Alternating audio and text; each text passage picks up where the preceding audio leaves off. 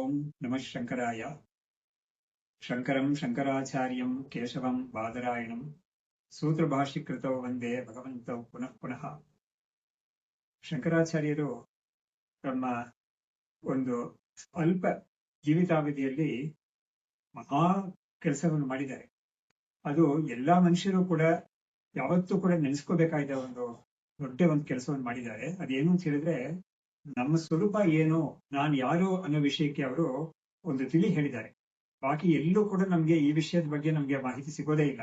ಆದ್ರೆ ಶಂಕರಾಚಾರ್ಯರು ಮಾಡಿರೋ ಅವರ ಗ್ರಂಥಗಳಲ್ಲಿ, ಅವರ ಉಪದೇಶಗಳಲ್ಲಿ ನಮ್ಗೆ ನಮ್ಮ ಸ್ವರೂಪ ಏನು, ನಾವ್ ಯಾರಾಗಿದ್ದೀವಿ, ನಾವ್ ಇವಾಗ ಯಾತಕ್ಕೆ ಈ ತರ ಇದ್ದೀವಿ, ಆದ್ರೆ ನಾವು ನಿಜವಾಗ್ಲೂ ಏನಾಗಿದ್ದೀವಿ ವಾಸ್ತವವಾಗಿ, ಅದನ್ನ ಹೇಗೆ ನಾವು ತಲುಪಬಹುದು ಅನ್ನೋ ವಿಷಯಗಳನ್ನೆಲ್ಲ ಅವರು ಬೇಕಾದಷ್ಟು ಗ್ರಂಥಗಳಲ್ಲಿ ತುಂಬಾ ವಿಶದವಾಗಿ ಹೇಳಿದ್ದಾರೆ.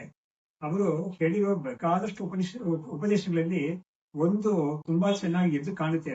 ಅದು ಏನು ಅಂತ ಹೇಳಿದ್ರೆ, ಸತ್ಪುರುಷರು ಹೇಗಿರ್ತಾರೆ ಅನ್ನೋದನ್ನ ಅವರು ಒಂದು ವಿವರಣೆ ಕೊಟ್ಟಿದ್ದಾರೆ. ಅದು ಯಾವ್ದ್ರಲ್ಲಿ ಅಂದ್ರೆ, ವಿವೇಕ ಶಿರೋಮಣಿಯಲ್ಲಿ ಅವರು ಒಂದು ಶ್ಲೋಕದಲ್ಲಿ ಹೇಳಿದ್ದಾರೆ, ಶಾಂತ ಮಹಾಂತೋ ನಿವಸಂತಿ ಸಂತಹ ವಸಂತವಲ್ ಲೋಕ ಹಿತಂ ಚರಂತಹ ತೀರ್ಣಾ ಸ್ವಯಂ ಭೀಮ ಭವಾರ್ಣವಂ ಜನಾನ್ ಅಹೇತುನ ಅನ್ಯಾನಪಿ ತಾರೆಯಂತಹ ಅಂತ ಹೇಳಿದ್ದಾರೆ. ಏನರ್ಥ ಅಂತ ಹೇಳಿದ್ರೆ, ಅವ್ರು ಹೇಳ್ತಾರೆ, ಸತ್ಪುರುಷರನ್ನ ಅವರು ವಸಂತ ಋತುಗೆ ಹೋಲಿಸ್ತಾ ಇದ್ದಾರೆ. ವಸಂತ ಋತು ಅಂದ್ರೆ ಏನ್ ವೈಶಿಷ್ಟ್ಯ ಅದ್ರಲ್ಲಿ ಅಂತ ಹೇಳಿದ್ರೆ, ವಸಂತ ಋತುವಿನಲ್ಲಿ ನಮ್ಗೆ ಎಲ್ಲಾ ಕಡೆನೂ ಗಿಡಗಳು, ಸಸಿಗಳು, ಮರಗಳು ಎಲ್ಲವೂ ಕೂಡ ಚಿಗುರಿರುತ್ತೆ ಚೆನ್ನಾಗಿ. ಅಲ್ಲಿ ಜಾಸ್ತಿ ಮಳೆ ಇರಲ್ಲ, ಚಳಿ ಇರಲ್ಲ. ಅಂತ ಒಂದು ಸಂದರ್ಭದಲ್ಲಿ ಎಲ್ಲಾ ಪ್ರಾಣಿಗಳಿಗೂ, ಎಲ್ಲಾ ಜೀವರಿಗೂ ಕೂಡ ಅಂತ ಸಮಯದಲ್ಲಿ ತುಂಬಾ ಒಂದು ಆನಂದ ಸಿಗುತ್ತೆ. ಅದು ಏನು ನಮ್ಗೆ ಒಂದು ಪ್ರಯತ್ನ ಮಾಡದೇನೆ ನಮ್ಗೆ ಆ ಋತುವೇ ನಮ್ಗೆ ಒಂದು ಆನಂದವನ್ನು ಕೊಡ್ತಾ ಇರುತ್ತೆ. ಅದು ಅಂತ ಒಂದು ಋತು ವಸಂತ ಋತು ಅಂತ. ಇದು ವಿಶೇಷ ಏನಂತ ಹೇಳಿದ್ರೆ, ಶಂಕರಾಚಾರ್ಯರು ಜನಿಸಿದ ಈ ಋತು ಕೂಡ ಅದು ವಸಂತ ಋತುವೇ ಆಗಿದೆ. ವೈಶಾಖ ಶುದ್ಧ ಪಂಚಮಿ ಅಂತ ನಾವು ಯಾವ್ದನ್ನ ಹೇಳ್ತೀವೋ ಅದು ವಸಂತ ಋತುವೇ ಬರ್ತಾ ಇದೆ. ಅವ್ರು ಹೇಳ್ತಾರೆ, ಹೇಗೆ ವಸಂತ ಋತು ಅನ್ನೋದು ಎಲ್ಲರಿಗೂ ಕೂಡ ಒಂದು ಒಳ್ಳೆ ದಿನ ಮಾಡುತ್ತೋ, ಹಿತವನ್ನೇ ಕೊಡುತ್ತೋ, ಅದೇ ತರಾನೇ ಈ ಸತ್ಪುರುಷರು ಕೂಡ ಎಲ್ಲರಿಗೂ ಹಿತವನ್ನೇ ಅವ್ರು ಬಯಸ್ತಾ ಇರ್ತಾರೆ ಅಂತ ಹೇಳಿ ಮುಂದಕ್ಕೆ ಹೇಳ್ತಾ ಇದ್ದಾರೆ. ಅವರು ವಸಂತವಲ್ ಲೋಕ ಹಿತಂ ಚರಂತಹ ಶಾಂತ ಮಹಾಂತಹ, ಅವರು ಮಹಾಪುರುಷರವರು, ಶಾಂತ ಸ್ವರೂಪರವರು. ಶಾಂತ ಮಹಾಂತೋ ನಿವಸಂತಿ ಸಂತಹ ಇದ್ದಾರೆ ಅವರು ಕೆಲವರು. ವಸಂತವತ್ತು ಲೋಕ ಹಿತಂ ಚರಂತಹ, ಅವ್ರು ಏನಾಗಿದ್ದಾರೆ ಅಂತ ಹೇಳಿದ್ರೆ, ತೀರ್ಣಾ ಸ್ವಯಂ ಭೀಮ ಭವಾರ್ಣವಂ ಜನಾನ್, ಈ ಭೀಕರವಾದ ಈ ಸಂಸಾರ ಸಾಗರ ಅಂತ ಇದೆಯಲ್ಲ, ಅದನ್ನ ಅವರು ದಾಟಿಬಿಟ್ಟಿದ್ದಾರೆ. ದಾಟಿ ಅವರು ಸರಿ ನಮ್ ಕೆಲಸ ಆಯ್ತಪ್ಪ, ನಾವು ಸುಮ್ಮನೆ ಇರೋಣ ಅಂತಿದ್ದು ಆತರ ಇರೋದಿಲ್ಲ ಅವರು. ಯಾಕಂದ್ರೆ ಅವರಿಗೆ ಉದ್ದೇಶ ಏನು ಅಂತ ಹೇಳಿದ್ರೆ, ಪ್ರತಿಯೊಬ್ರು ಕೂಡ ತಮ್ಮ ಒಂದು ಸ್ವರೂಪವನ್ನು ತಿಳ್ಕೊಂಡು ಆ ಮೋಕ್ಷ ಸ್ಥಿತಿಯನ್ನು ಪಡ್ಕೋಬೇಕು ಅಂತ ಒಂದು ಉದ್ದೇಶ ಅವ್ರಿಗೆ ಇರೋದ್ರಿಂದ ಅವರು ಏನ್ ಮಾಡ್ತಾ ಇದ್ದಾರೆ, ಎಲ್ಲರಿಗೂ ಕೂಡ ಆ ಒಂದು ಮೋಕ್ಷ ಮಾರ್ಗವನ್ನು ಕೊಡ್ತಾ ಇದ್ದಾರೆ, ಅವರು ತೋರಿಸ್ತಾ ಇದ್ದಾರೆ ಅವರು.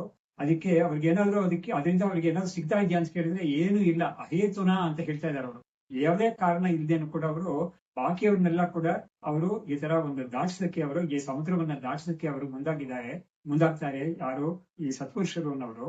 ಹಾಗಾಗಿ ಅಂತ ಒಂದು ಸತ್ಪುರುಷರಾಗಿ ನಾವ್ ಇರ್ಬೇಕು ಅನ್ನೋದು ಶಂಕರಾಚಾರ್ಯರ ಒಂದು ಉದ್ದೇಶ.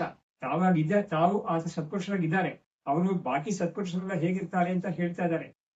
ನಮ್ಗೇನ್ ಸಂದೇಶ ಇದೆ ಅಂತ ಹೇಳಿದ್ರೆ, ಅಂತ ಸತ್ಪುರುಷರನ್ನ ನಾವು ಕಂಡಿಡ್ದು ಅವ್ರ ಹತ್ರ ಹೋಗಿ ನಾವು ಅವ್ರ ಬಳಿಸಾರಿ ಅವರ ಒಂದು ಉಪದೇಶವನ್ನು ಪಡ್ಕೊಂಡು ನಾವು ನಮ್ಮ ಒಂದು ಕೃತಾರ್ಥರಾಗ್ಬೇಕು. ಮತ್ತೆ ನಾವು ಕೂಡ ಬಾಕಿಯವರಿಗೆ ಈ ದಾರಿಯನ್ನು ತೋರಿಸಿ ನಾವು ಆ ತರ ಸತ್ಪುರುಷರಾಗಿ ಆಗ್ಬೇಕು ಅನ್ನೋದನ್ನ ಅವರು ಈ ಒಂದು ಶ್ಲೋಕದ ಮುಖಾಂತರ ತಿಳಿಸ್ತಾ ಇದ್ದಾರೆ. ಅಂತ ಶಂಕರಾಚಾರ್ಯರನ್ನ ನಾವು ಎಂದಿಗೂ ಮರೆಯಂಗಿಲ್ಲ. ಅವ್ರನ್ನ ಪ್ರತಿ ದಿನವೂ ಕೂಡ ನಾವು ನಮ್ಮ ಮನೆ ಪೂಜೆ ಮಂಟಪದಲ್ಲಿ ಇಟ್ಟು ಅವ್ರನ್ನ ಪೂಜೆ ಮಾಡ್ಬೇಕಾದ ಒಂದು ಕರ್ತವ್ಯ ನಮ್ಗೆ ಎಲ್ಲರಿಗೂ ಇದೆ ಅಂತ ಹೇಳ್ತಾ, ನಾನು ಈ ಬರಲಿರುವ ಈ ಶಂಕರ ಜಯಂತಿ ಸಮಯಕ್ಕೆ ಎಲ್ಲರಿಗೂ ಒಂದು ಶಂಕರಾಚಾರ್ಯ ಜಯಂತಿಯ ಒಂದು ಶುಭಾಶಯಗಳನ್ನ ಕೋರ್ತಾ ನನ್ನ ಒಂದು ಮಾತನ್ನ ಇಲ್ಲಿ ಮಾಡ್ತಾ ಇದ್ದೀನಿ.